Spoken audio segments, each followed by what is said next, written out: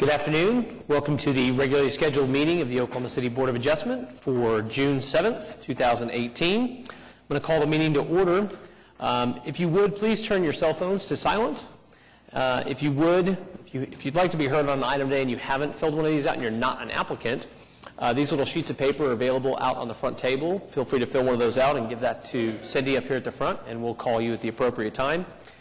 When you get up to the microphone, please adjust it so you can speak right into it so we can all hear you pretty clearly. And start out by giving us your name and address for the record.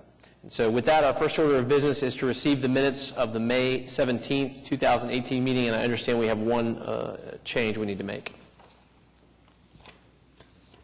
The change I noted was with regard to item number 1, case 14475. The text here says to deny, and I think it should be approve, and it's a conditional approval. Okay, I'll take a motion to receive the minutes along with that amendment. I'll move to approve the minutes subject to that amendment.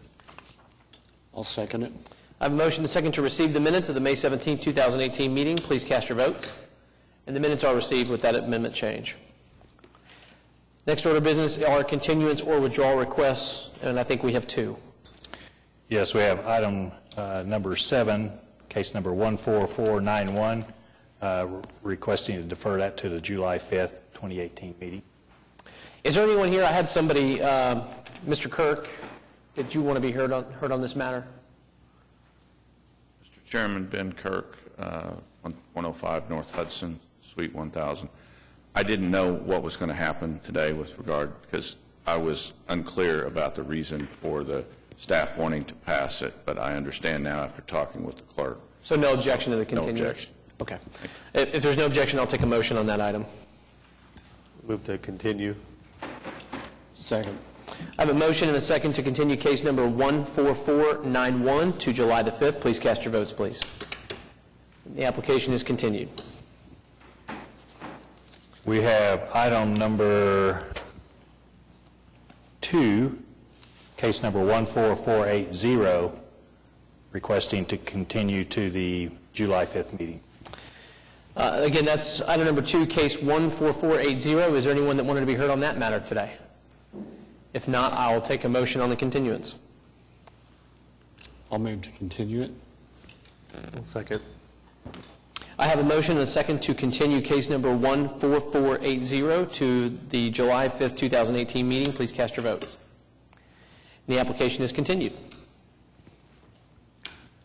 We have item number 1, case number 14477, request for a variance to a sign located over street right-of-way and in the corner side site triangle in the C4 district located at 4500 Northwestern Avenue.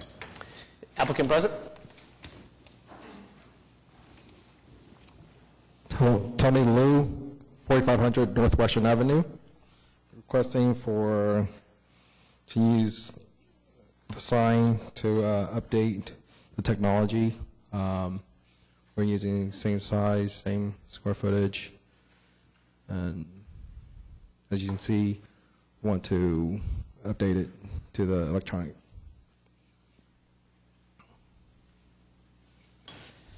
Okay. Board members, questions for the applicant?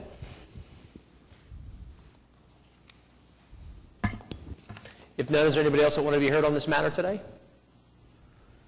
If not, to me, the application is pretty clear. You're not changing the height or the size of the sign. It's been existing for some time. Seems like a reasonable request to me. I don't have any objection to the application. So if there's other discussion, or take a motion. I think it'll be an improvement with the change. I agree. I think a denial would be more of a detriment than approving it. I'd move to approve case number 14477 for the reason that it meets the statutory requirements required for a variance.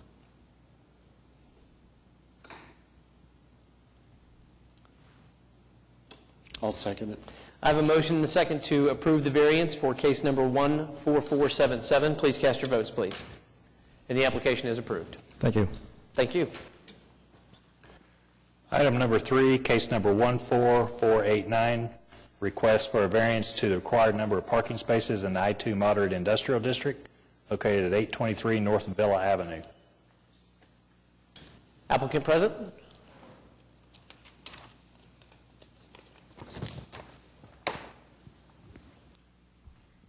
My name is Kathy Potts. I represent Remerge here today. Our address is 9211 Lake Hefner Parkway, Suite 300 in Oklahoma City. Remerge is a nonprofit 501c3 organization that treats women through training and counseling to keep them out of incarceration. Currently, the occupant or the applicant sees about 50 ladies, none of whom were here at the site at any one time. We're requesting a variance in parking from the required 84 parking spaces down to 50. They have a staff of about 10 to 11 people, and the 50 parking spaces are going to be more than adequate to service the staff and the ladies when they're in the building.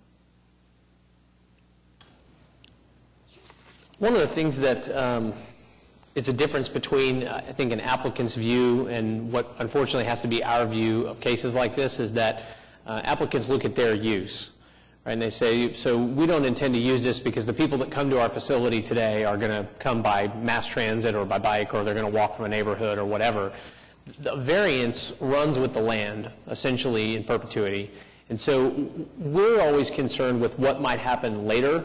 And when we grant variances for things like parking, especially as substantial as this one, we create potentially a problem later on with a facility that's not adequately served by your sort of successor in interest or who uses this property after you, whether that's a year from now or 20 years from now. That's what we have to think about, and that's what makes these things tough. We have seen applicants come in here before and ask for variance on the parking. There are some things within the code that allow you to have less parking spaces than what's required. There are some landscaping and I think bike rack exemptions and things like that that will reduce. Have you looked into all those things, and tell us about that? We have not looked into the bike rack, but we have looked into the landscaping aspect of it. We're more than willing to do those changes required to help us with the parking variance. I just wonder if you, one of the elements is the variance of granted would be the minimum necessary to alleviate the hardship. And so making sure that you've looked at what you could do to get as close to that requirement as possible is going to be necessary for me to feel comfortable to support it. Not saying that it would get it done. I'm saying that you've got to be able to show us that. And so if we don't know if adding bike racks would take us down from, you know, being 24 or 34 spaces of difference to maybe 10 spaces of difference, that's something that I'd like to see. Okay. At least in terms of what it would take to get me to support the application. We also have, I thought someone from North Care would be here to help support this, and that if we do need the additional parking, they are more than willing to let us use their parking over at the North Care facility. Yeah, and I can't recall offhand how those things work when you have mutual and sort of joint parking agreements in terms of how the city looks at it. That's something you'd have to get with staff about to address. But, I mean, other board members here are welcome to comment. My suggestion to you is it sounds to me like it would be an appropriate continuance for you to take, I don't know, well, essentially a month, to try to make sure that you've looked at all options possible before you get us to vote on the variance for the parking. And the other thing is, well, we've got another case today. We see them all the time where there's an existing facility that can't meet the parking requirement, and that creates a more clear reason for a variance. I would encourage you, too, to think through, and maybe you can tell us that now, but how, I mean, this is new construction, so are you just not have the land size to meet the parking requirement? We're limited on the land size, and the program has grown to an extent that we've added square footage to the building itself. And by the program, I just mean a few more offices. We plan for the future for the program to grow, provide, we've added some additional group therapy rooms, and we're landlocked, as I think you can see from what we submitted with our application. We have a Positive Tomorrows just to the west of us. We've actually purchased additional land to the west. Positive Tomorrows has agreed to scoot down, but at this point in time, we are now landlocked. I see. Board members, other comments on the application or questions for the applicant? I agree with what the chairman said, because this is a use that you're using now, and maybe 10 years from now or later, it wouldn't be used in this fashion.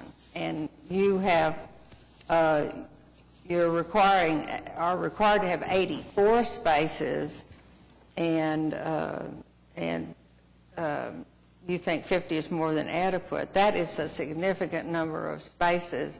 So if you had another use, and you were mentioning you were constricted, landlocked constricted, are you constricted on your design of your facility where you could reduce the design of the facility in order to allow the spaces? If we reduce the design of the facility, we're going to greatly impact the services that Remerge can provide to these ladies. They have guidelines of how many ladies can be in a group therapy at any one time, and so that's why we have so many group therapy rooms, because we can't just pack however many people we want to into a group therapy room. That's a federal guideline that they follow for their nonprofit status and their counseling. Now, does the federal, pursuant to your guidelines and everything, is there a review of that particular design that you have to submit, and has it been reviewed by somebody else? No, I believe that comes during the operations. The organization fills out that paperwork but they do not look at our floor plans at all. I'm going to ask the city attorney a question. We can't limit to the use, could we, on that, or regarding this type of use?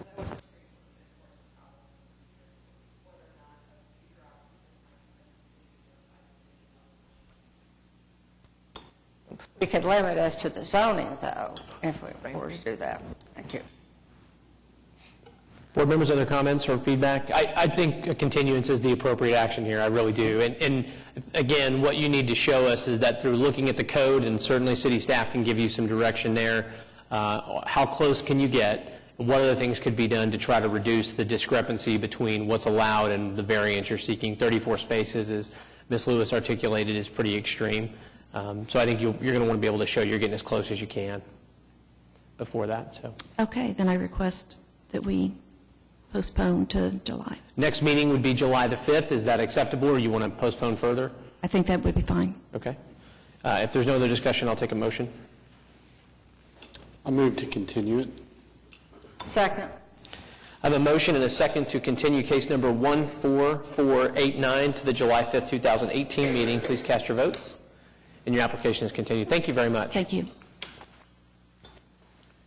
Item number 4, case number 14490, request for a variance to the maximum display area for an accessory sign and to permit a sign extending over street right-of-way in the CBD Central Business District, located at 227 Southwest 25th Street. Applicant present.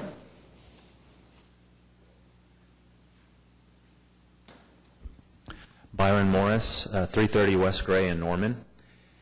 This is, as was mentioned, for a variance for the signage requirement in the Capitol Hill District. This is an existing theater, the Yale Theater, and the marquee that is associated with it far exceeds the signage requirement for that district, but it has also been in place as part of the structure. We have historic photos associated with the building, too, that date at least back to 1950, probably further than that. And the goal here is just to restore the sign itself, not add to its dimensions or change it to change it in any extensive material way. Basically trying to get it back to its former glory. And this building the owner is pursuing having it registered on the National Historic Register of Historic Places as a contributing factor to the overall district. So essentially what we're doing is just refurbishing. Exactly. Yeah.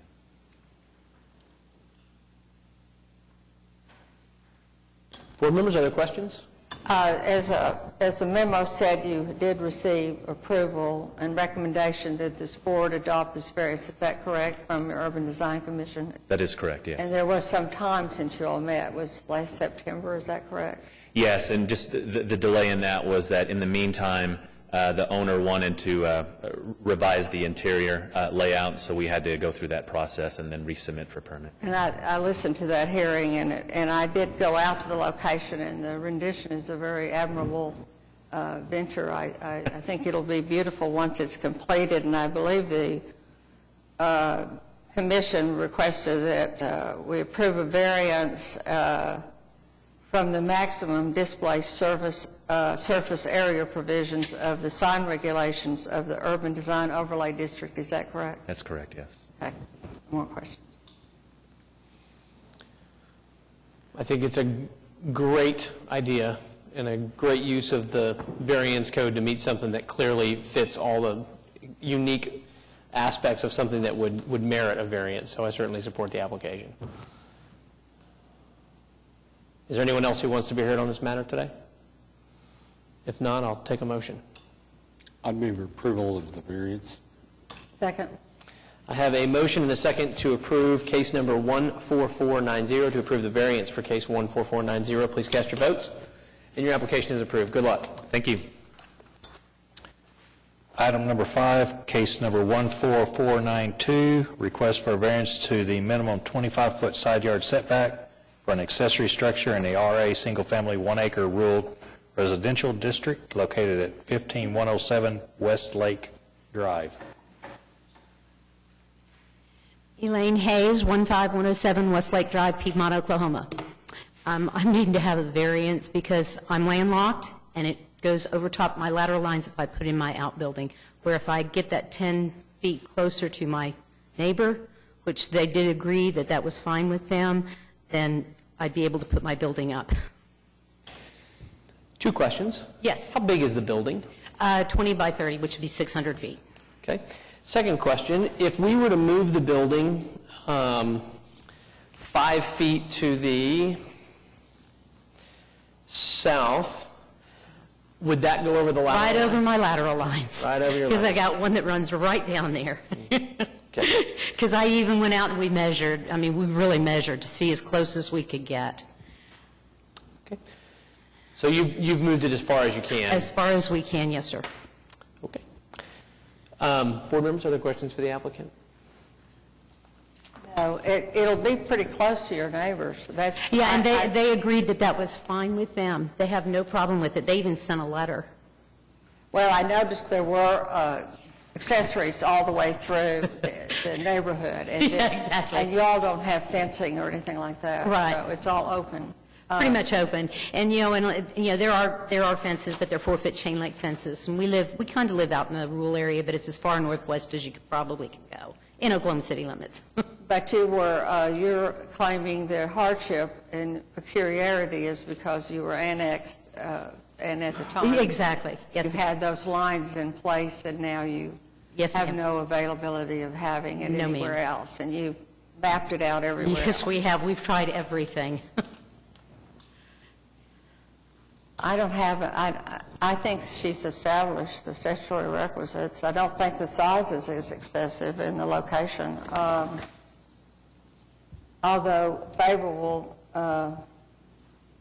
they said the requested variance is substantial. So I don't know. The question might be, is there any way you could, I don't measure buildings very much, but have a smaller building or have something? Well, that's why I asked her because the issue with the variance is that it's 25 feet from the side yard and she's going to have 10, so it's 15 feet. That's why I asked her if she moved the building even 5 feet to the south, which would be to give even 15 feet. I mean, and she's saying the lateral lines are there. Right there. I don't have any reason not to believe you. I suppose. Yeah. The house was built in 65 and I bought in 78, so, Is there anyone else who wishes to be heard on this matter today? I'm guessing not. Board members, other questions, or I'd take a motion? Can you talk about what this building, what exactly it is? It's a storage building to take things and store in it, because we have a lot of storage buildings out there, like lawnmowers and boats and things like that, because we do live on a lake. You guys have access to the lake, too, even when you don't live in there. Oh, yes, I have access to that lake. That's what I thought. I'm vaguely familiar with the neighborhood. Okay, you might be talking about Northwood Village. They don't have access to our lake. Yeah, but I think you guys have like a ramp you can use, right? Yes, That's what I yes, thought. and it's fenced in and everything. Okay. He knows where I live then. We see a lot of maps in here. Yeah. There've been a few cases out by you here recently. You may not know that, but. Yeah. I'm going to move to approve the variance for the reasons that the statutory standards requisites have been met and the peculiarity of the situation with the land and the annexation, and that it's in the rural area, and then I've seen numerous other ones in that area out there. So I think it would comport with the rest of the area.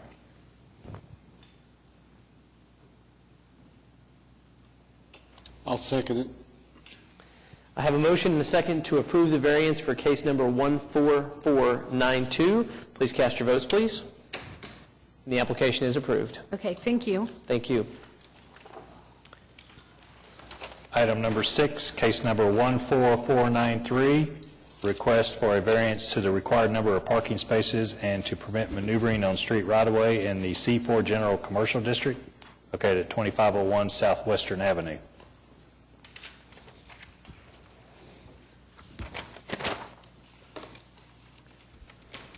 Dave Ledbetter here on behalf of the owner. The address is 2612 Directstone. My clients bought a vacant commercial building with the intent of using it as a warehouse for their convenience stores. And basically, the building is pretty much landlocked with respect to the property lines or right-of-ways. There's existing parking to the north that's non-conforming. And to make the appropriate dimension for the parking, we need to reduce the parking number by 1. We also need to have the maneuvering into the public right-of-way.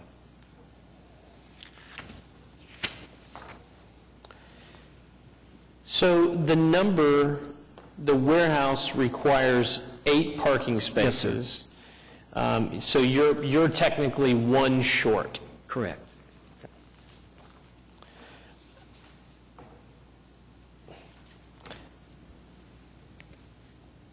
Well, this is not new construction. That is true. Yeah.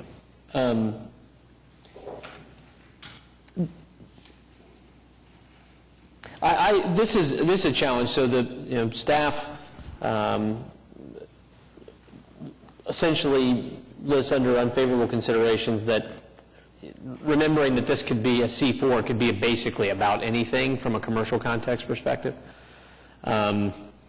The Traffic Management Division provided us some information, too, about their concerns with a variance at this location, which just deal with basically having to operate within the public right-of-way. Board members, I don't know if you guys have questions or comments on this. I don't know what else they could do to try to establish parking requirements. I think municipal councilor can tell us if she agrees or disagrees. I think that we could tie this to a warehouse use. I don't really know that I like that too much. It just relies too much on the public to do the right thing. If they come in, what I'm afraid of, honestly, is a business owner not realizing that a variance was tied to a use. Then they buy a building from their client, there's parking spaces there, they start using it, a neighbor calls, and they've got a business up and going, and frankly, in fairness to the public, didn't know that they had to come check something like that. That would not surprise me one bit. So it makes me a little nervous, but I'm open to discussion and your comments on that point.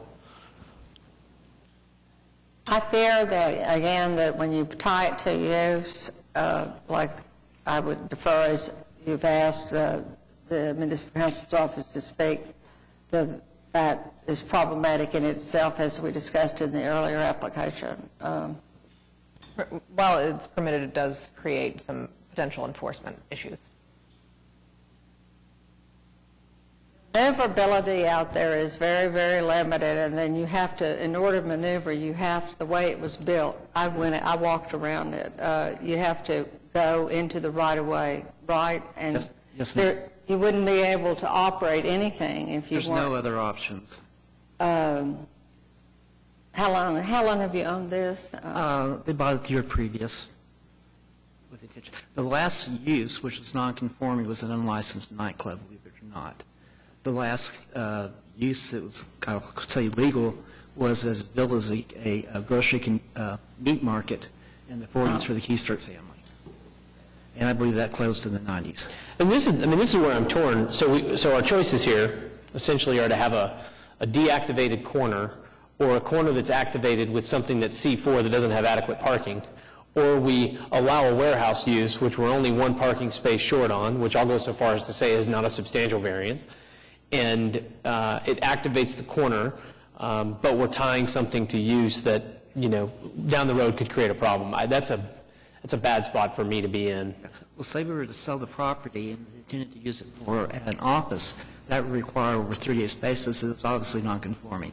If it was for a single use group or a restaurant, I'd have to have 76 spaces, and obviously you can't do that. Yeah, I understand that, but we see a lot of cases, I promise you, I've seen a lot of cases where people come in after they go to get a building permit when they bought something to put that restaurant in because they want to be on the corner, and then they come in and realize when they get their try to get their building permit that they have a problem because and it's too late. They've bought it, and we're right back in this predicament. But I grant you, I'm torn. I think there is certainly, you certainly have a very strong argument that the elements here for a variance are met. You have a structure that's been in place for a very long period of time that's in use as established C4 zoning, and I mean, there's nothing the city could do if you went and pulled a permit to use it as something that would apply for C4, which is, again, basically anything. They could do it without making any adjustments. I mean, at least here, we know kind of what we're getting, and we're getting some parking, which is more than what we've got now. It's a tough one. We're only talking about one parking space, correct? Well, staff can tell me if they disagree, but our report indicates that for the warehouse use, they would need 8 parking spaces, and they currently would be, their current site plan shows to provide 7. Is that correct?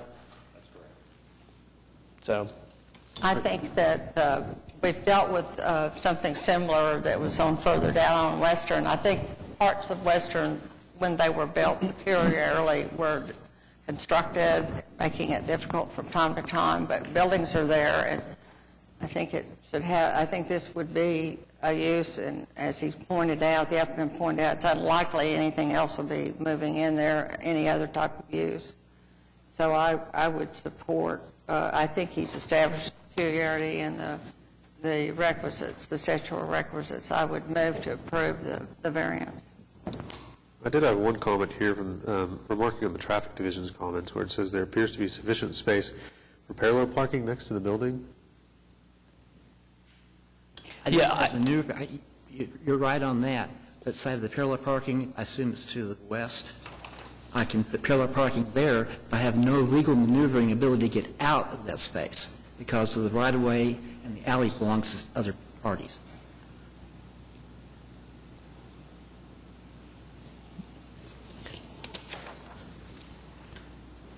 I second Diane's motion. So, okay, well, if that's the case, I have a motion and a second to approve the variance for case number 14493. Please cast your votes, please. And the application is approved. Thank you.